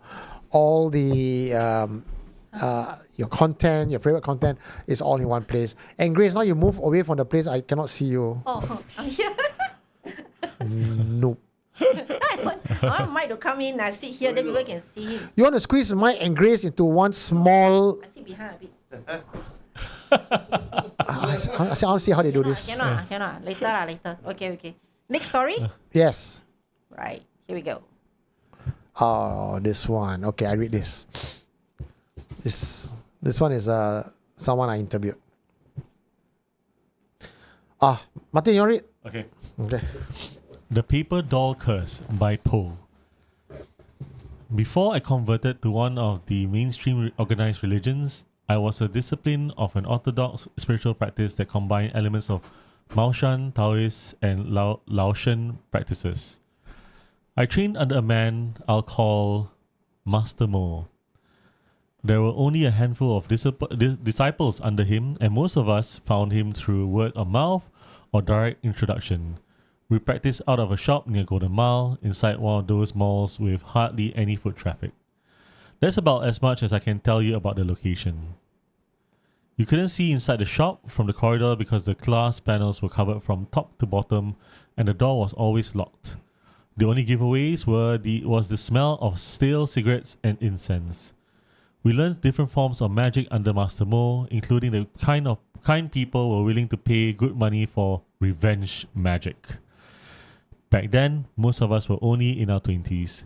We were drawn to the kind of magic where we could actually see results, and part of our training involves practicing on people who we knew because that allowed us to observe what happened afterwards.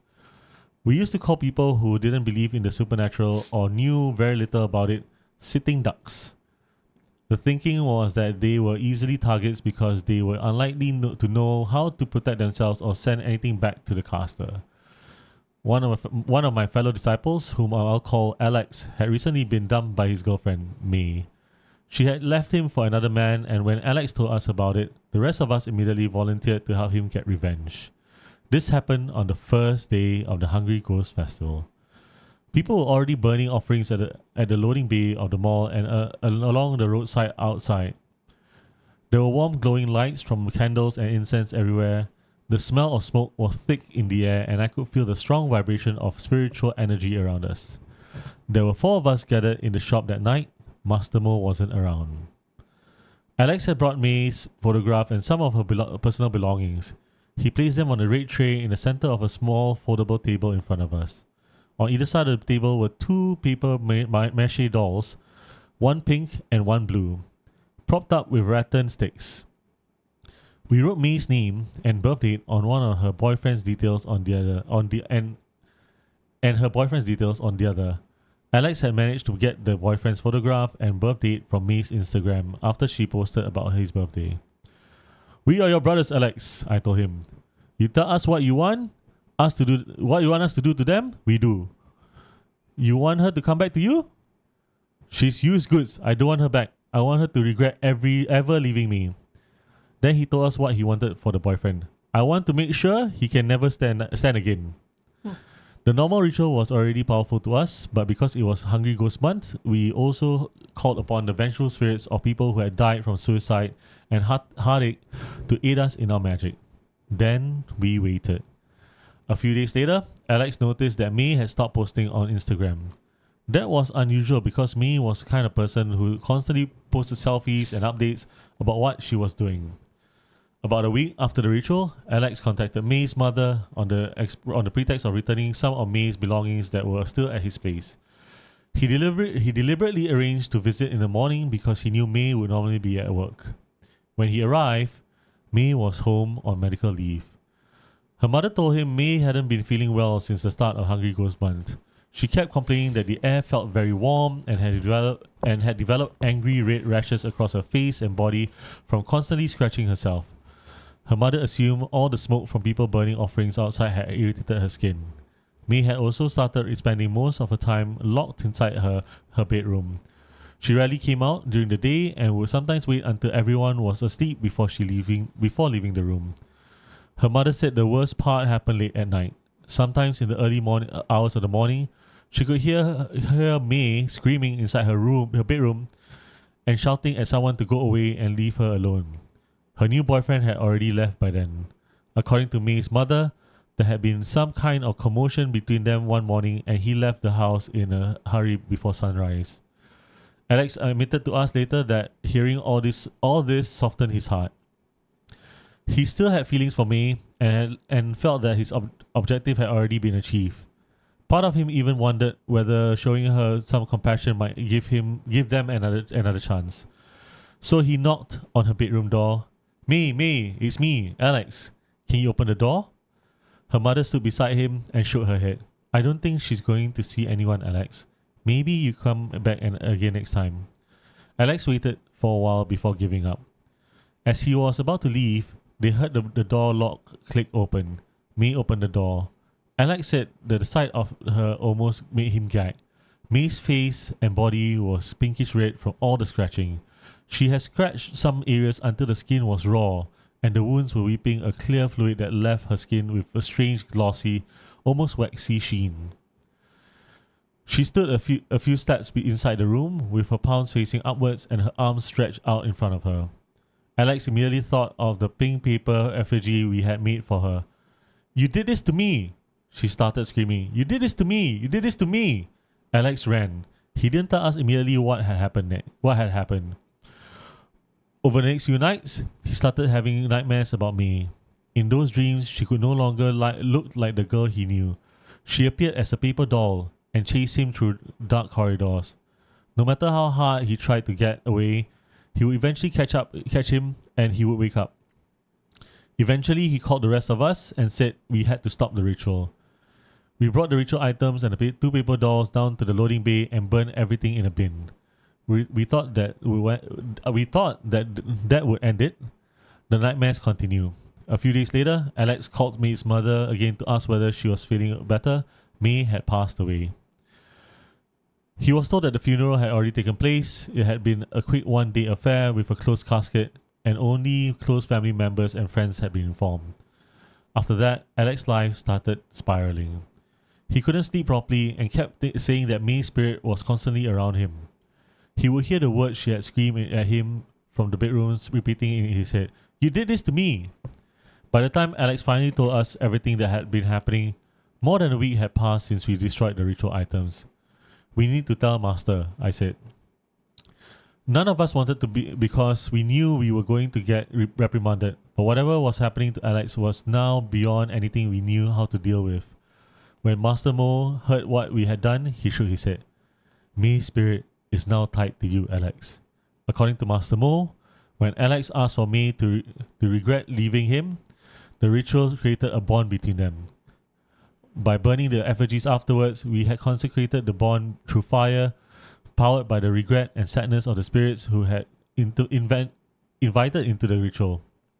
We told us there was nothing he could do to undo it. After that, Alex never quite the same. He claimed he could see May wherever he went, except she always appeared to him as a paper doll. She wouldn't speak to him, according to Alex. She would just stand there crying in agony. Eventually, Alex left our group. I don't know whether he left voluntarily or whether Master Mo asked him to go. While looking for a solution to what was happening to Alex eventually found another religion that offered him comfort and salvation. The incident changed me too. I stopped casting spells after what happened to me and eventually found a new faith of my own. Every year, when the 7th lunar month comes around, I remember her. I still burn offerings for me and for other unfortunate spirits during Hungry Ghost Month. I like to say I do it entirely out of compassion. If I'm honest with myself, guilt has a lot to do with it. And after everything I took part when everything I took part in when I was younger, a part of me dreads to know what will be waiting for me on the other side. Jang, jang, jang. Wow. Oh my god. Oh. Oh, fucking dog, move on. Yeah. Confession is fucked up. Jackass went too far. Oh, this one play with fire. Good evening. Sian Lim just joining us. Homely as fuck says, oof, that's scary. Loopsley Walker says, I think this one Thai magic. They always need photographs. Said the wrong things. Regret leaving me. So even when he is cursing her, right? There are ways to curse people. He curses people. I want her to regret leaving. Then They create a bond. create a bond. Yeah. Then he asked for it, but then at the same time he kind of kill her by doing that. But she's stuck with him for life, lah. Even Because if these are young people who when they are given ability and access to spells to punish people, right? Yeah. no consequences. They execute it, but not think about how to stop it or the outcome. Yeah. You know, who was the one who told me this story? Was it you or somebody? There was a group of young paranormal investigators. So they Chris. Oh, Is it? No, Brian, Brian. Master Brian. Yeah. Oh, They open up bottles. Yes. Yeah. Then they don't know how to close. They don't know how to close, never close. Yeah. You know? Yeah. So when they learn about all these powers, right? They read half the book about how to affect people. Yeah. Then they never read the other half. Yeah. So I think it's a lot of and I as biased as this may sound, I feel that spiritual practice needs to have an age limit. The same way you cannot allow an underage person to carry a gun. Yeah. Right? Because the underage person might just give in to his or her baser urges, and you make me unhappy, I have access to a weapon that I could inflict pain. Consequences be damned, right?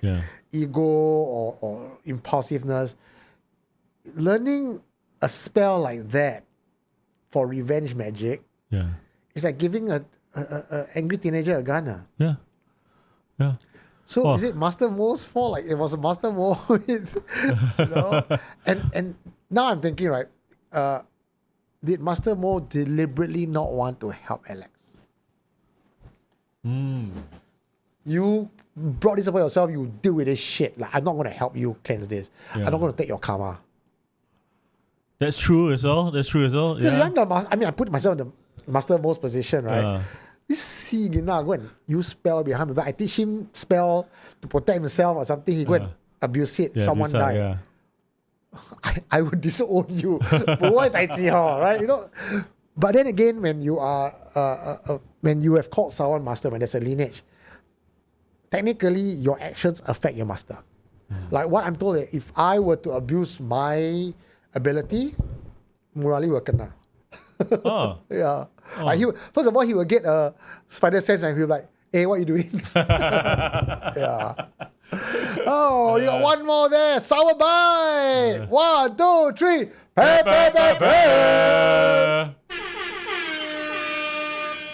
A bit slow. Nah. Was it for you? You got, I got 2. Oh. You only got 1. I got 2. 2. So You. I got 1. Yay. All right. Here we go. Happy 7 month. Thanks for helping with my bracelet restring and charge up for the coming month. You are most welcome, my friend. Wow. I know how it feels when someone kena black magic. Okay. Jin, confess, tell us the story. Text me. 988-69859. Call the number below if you know how to put it on. Call the number below if you know how to put it on. Press which one? Look at Mike, so cool. Mike, just press the lower one. Help you. Just thought you all never tell me this one. No, because Mike here, that's why We minimize the. Additional. I minimize your learning curve. Yeah. Look at Mike now. Ah. So confident, so calm, no panic. Here, the number is here. It's my hand here. Ah. You should go back and see the old videos. What a Mike, the face. Stress. Oh, how long have you been with Mike? 1 year. More than a year. Second year already, is it? Uh, Yeah. For controls? I think this is the second time I'm doing Hungry Ghost already. Because he started last year, ma. So 1 year lah. 1 year plus. 1 year already. plus. Going to 2 Wow, years. lao jiao already. Oh. Okay, not bad. 2 years is the cursed number, right? Oh. That's already right. Huh? Not yet, January. Is it next Jan? Bro, Jan- did Grace just do 6, 7? Yeah, I did. Jobster, she's trying to be a 7%. I know, disgusting, right? Lee Kuan Yew. Lao liao, so still want to do the 6, 7. No cap. Reese. Vibing. He's a different man now, full of Jesus fire. Oh, okay. Oh, man. Oh, about this story, it's so much to unpack. So many different layers. 7-month energy you bring in. But for me, it's I mean, what they say is revenge magic is the most lucrative magic. It's a service, right? Yeah. It's the one that people are willing to pay for. Oh. Yeah.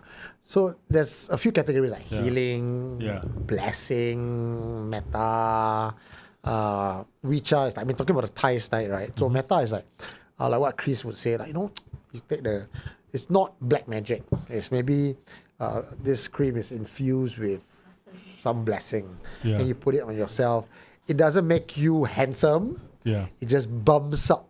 It gives you a +1. +1. Yeah, no major, but that +1 may be a difference between success or failure, but no major things. Then of course love spell, super common. Yeah. People always say they want love spell.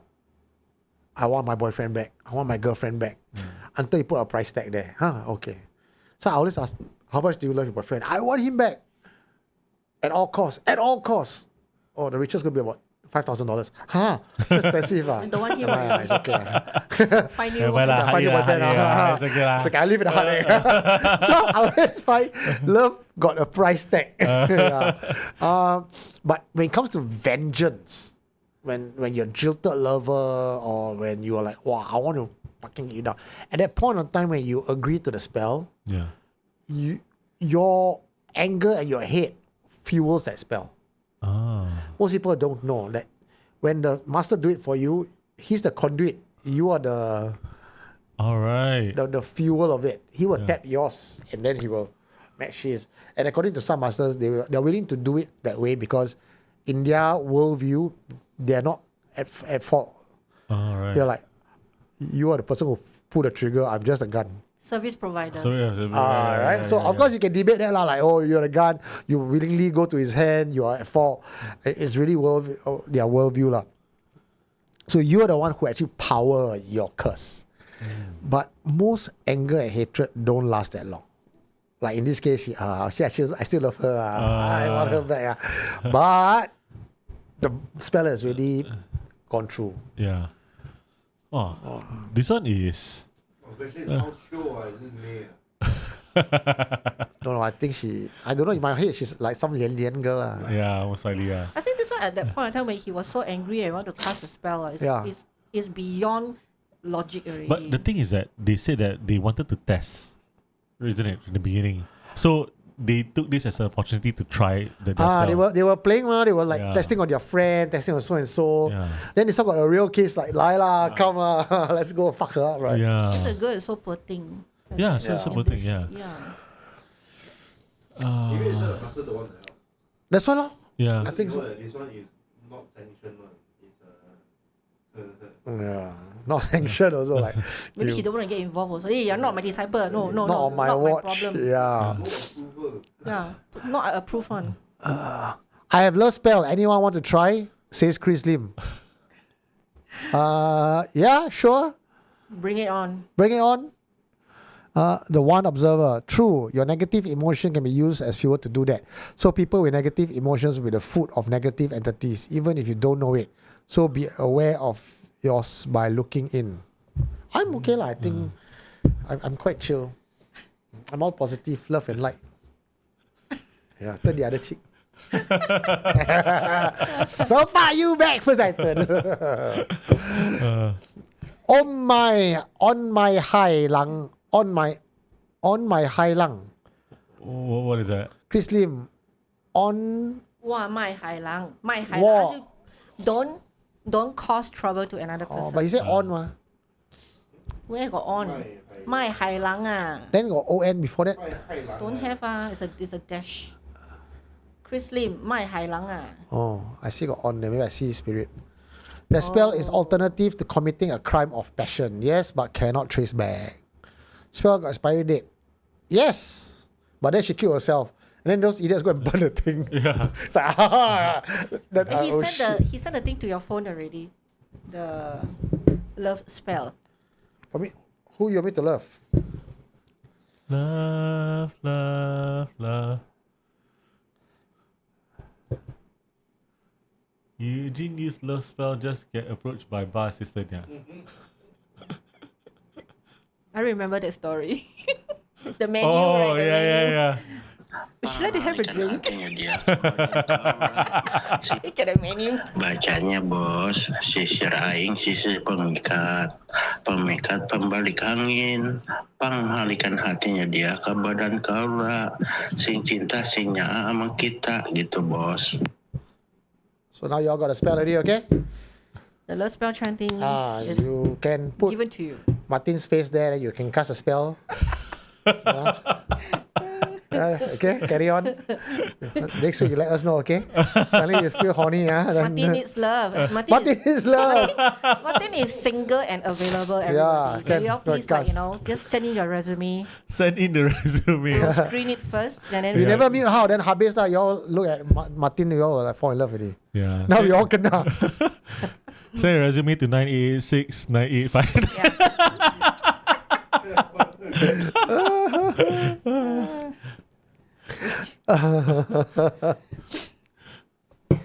Okay, wow, I'm in love with SC team. You won! Best love spell. Successful.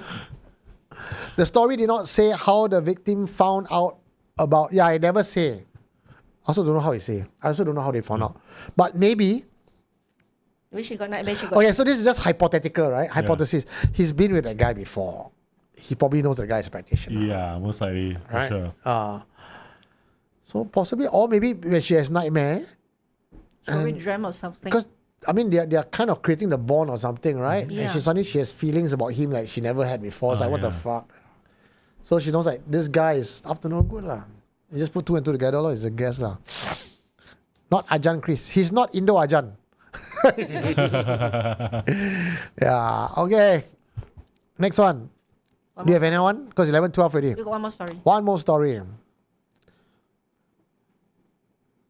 This one. It's a set of cautionary tales. It's Okay, what you okay. don't do during 7 months. Okay. Herman Kumar, you wanted to test the SU passport?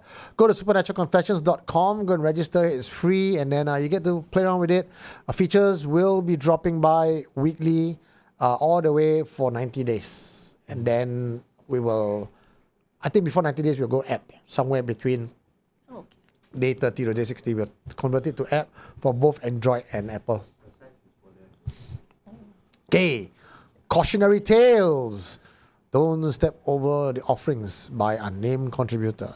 This happened in 2011 when I was still in lower secondary school. It was Sunday during the Hungry Ghost Festival. I was running late for tuition. Instead of following the pavement, I cut across the patch that led directly towards the tuition center. I was rushing and did not notice that people had been making offerings there. There was burnt incense paper scattered across the grass with candles placed among it. By the time I realized what I was crossing, I was already moving through it. I jumped over the candles and accidentally kicked one. The flame went out and a piece of burnt offering paper became caught on my slipper. I stopped and apologized several times before continuing to tuition. At the time, I thought that was the end of it. Over the next few days, however, I noticed things I had not seen before. I saw figures at school while traveling home, and wherever I went, I had a persistent feeling that something was nearby. My behavior also began to change. I would suddenly break down for no reason, shout at people, and on one occasion, I found myself laughing when I saw roadside offerings. Eventually, I developed a rather high fever. My father took what had happened seriously. He brought me back to the exact place where I had crossed the offerings and made me burn offerings there. Within a day or two, I recovered.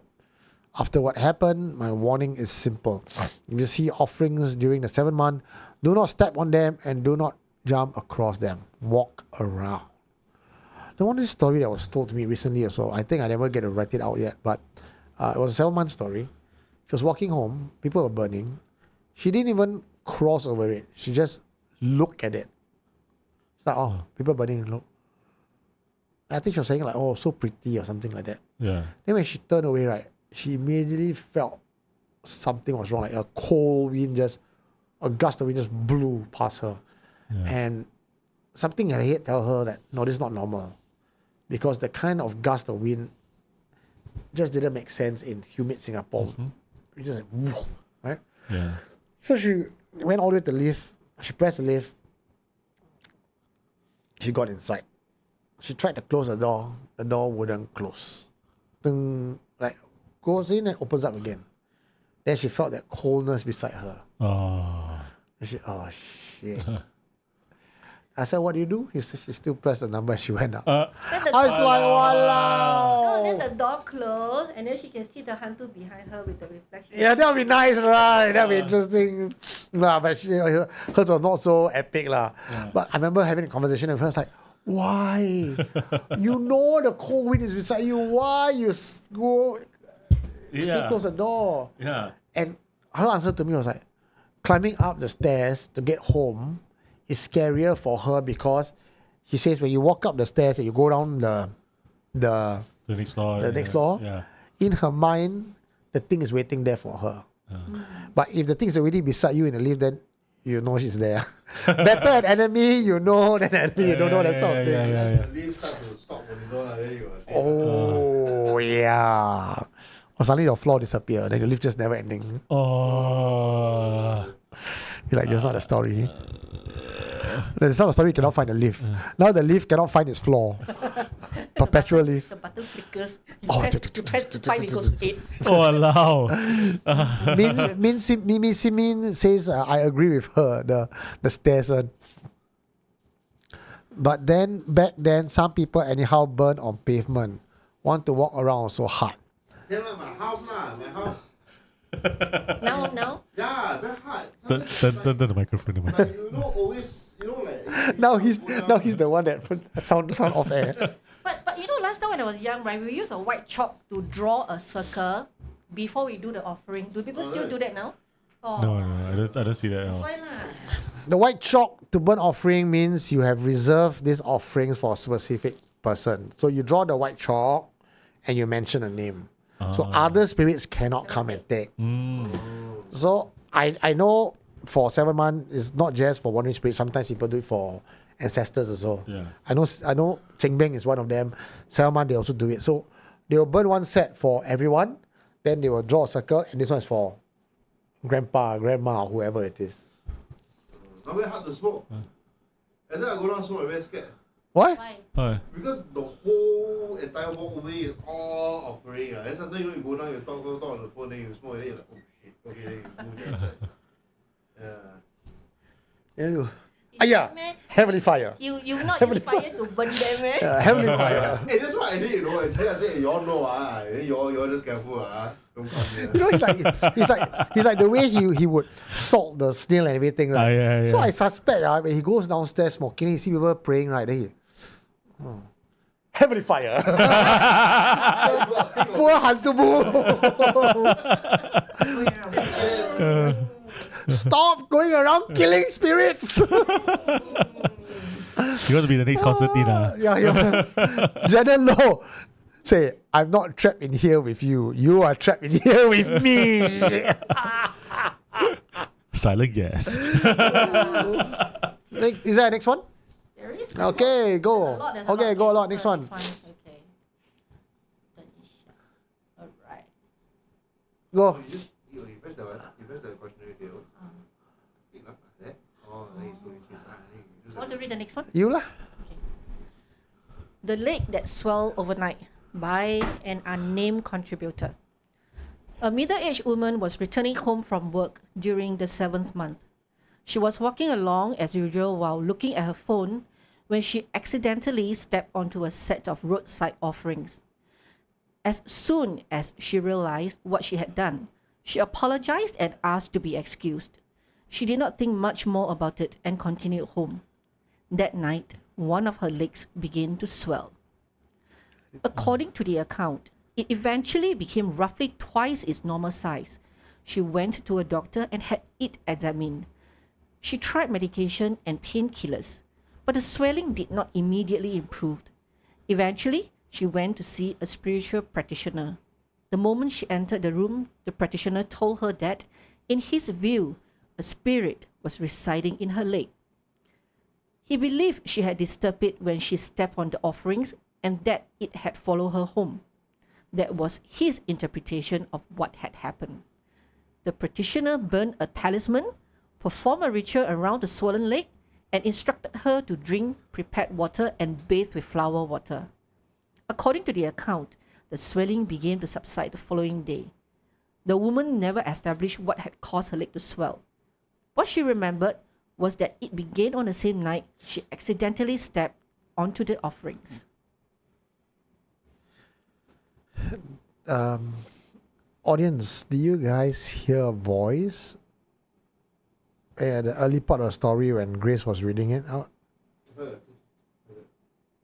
heard a knocking sound? I heard a voice. Yeah. Not knocking sound, I heard a voice. Yeah. Yes.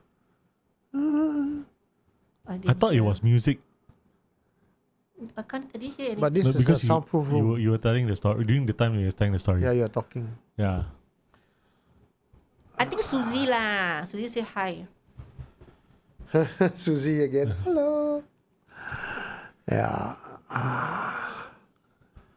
All right. Okay. So Interesting. stepping on things is just no go. Next one. Okay. Why doesn't show here? We go. Right. Oh. Oh, this is by me? Okay.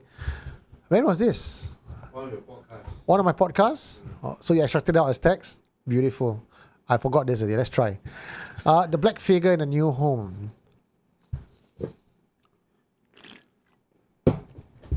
By an unnamed family as recounted by Eugene Tay. That's me. The family had moved into a home in Yishun.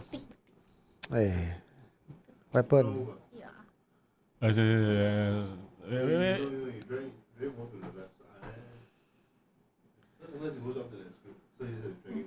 Okay. I need to drag it back because I need to shift this one here. Oh, you need. No, we cannot see. Oh, then you shift up. You take and shift. Okay. Let me shift first. Okay, what is this? Oh, there you go. That's the extra. There. Okay. One is your other one. There you go. Oh, now you just put it back. No can already. Yeah. It took me. Anyway, the family had moved into a home in Yishun during the 7th month. By the time Eugene heard about their experiences, they had been living there for only about a week.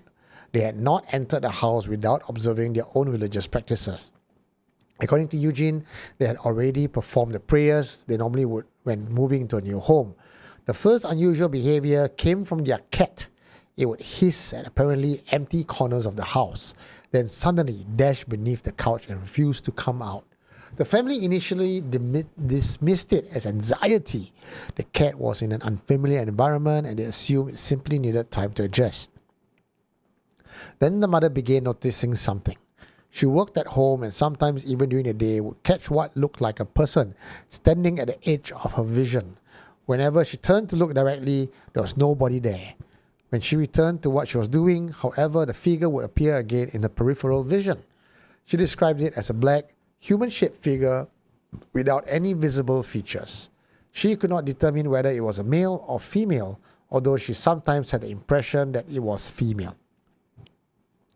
More disturbing was the sense that each time it appeared, it seemed to be coming closer.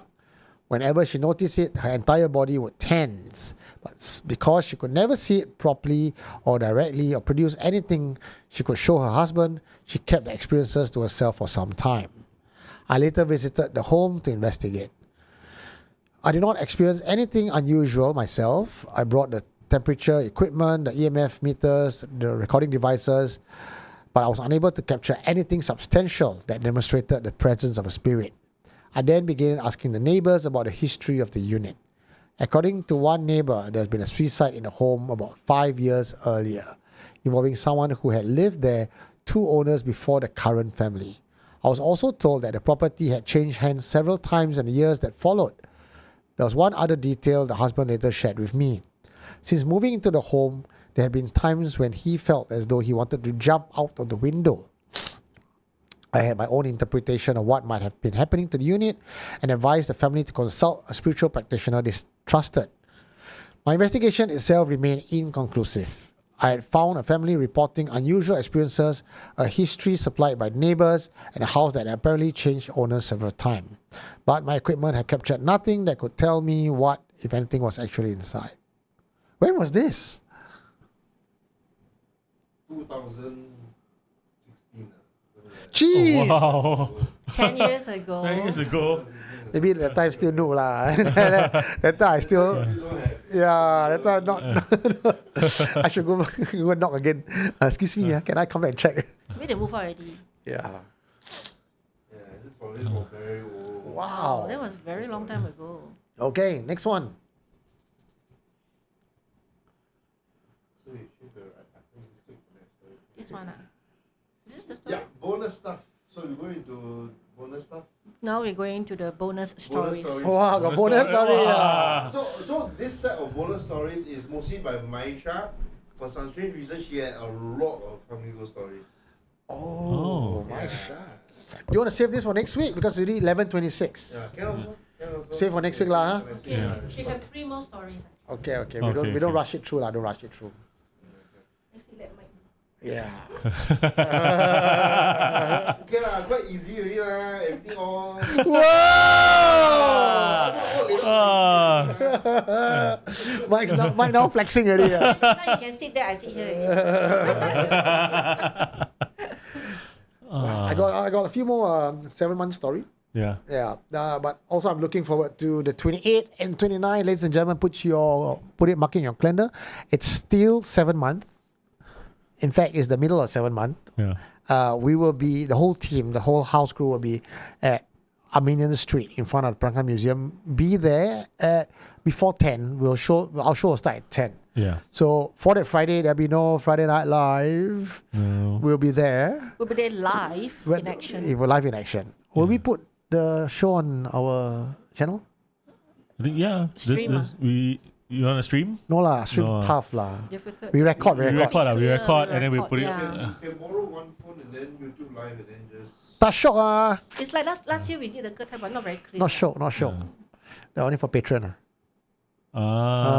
That's You there. have to come over and watch. Yeah lah, you all us gotta and, come over Why lah. you want to like sit at home and watch? Come on. How is the tree outside Mike's apartment? Says just acronym. Nothing clean. Kena fire ni.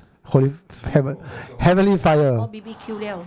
Yeah. Okay, I will go support on that night. Panda wants bamboo. Oh, please live lah. No, it's not that we don't want to live. You know, to run live is really technically not as easy as you think. Put a headphone there. I put a headphone there, you will see me perform. You won't be able to hear me at all. And we are all on stage. Yeah, Yeah. we're on stage and all that. Yeah. Yeah. Suling, come and watch. Come. Yeah. Come say, lah, say hello. come lah. Sling. You know what you must do? What? Sell the specific silent stick, the light stick, so that we can recognize who is the SC. Is it? It Hey, sound good like idea. the. I can get the light sticks. No This worries. is the SC citizens, is it? Yeah. If you're a Green SC colour one. fan, come and collect the light stick from me first. Like, Mike，我又用支持你 Somebody asked ，Martin， me. 你偶像。 No, if you are fans of Mike, please bring your pork floss buns. You know, for 2 weeks after that, when you have live shows here, he was getting pork floss buns. Yeah. You'll be getting a lot of chocolates lah, buns lah, Yeah. snacks lah. Okay lah. I don't know. I mean, they are. We got fans from Florida. But it We won't got be Indigo live lah. Porcelain. It will be recorded, then we... I mean, if someone is willing to, I don't know, on this, because none of us will be able to control anything. You can use a phone to do we it. can actually release podcasts because we can get the feed from the Just audio only lah. Just audio. Yeah. Okay lah, audio only lah. Yeah. Emotional support price. Yes. If fan of Martin, how? Fan of Martin, they use the charm lah, just not the chanting one. Hello. Let's go. Okay, 11:29. We have nicely ended our show today. Our first show for the 7th month. We've got 4 more to go. One of which will be live at the Armenian Street. Catch all of us in action. Don't be shy. You see us on the street, come on up and say hello. You, I know you. Yeah. We're always happy to meet fans. And please go check out supernaturalconfessions.com. Our SCU app is now up. Or rather, the SCU account is now up. Also, Sembawang is happening once every month.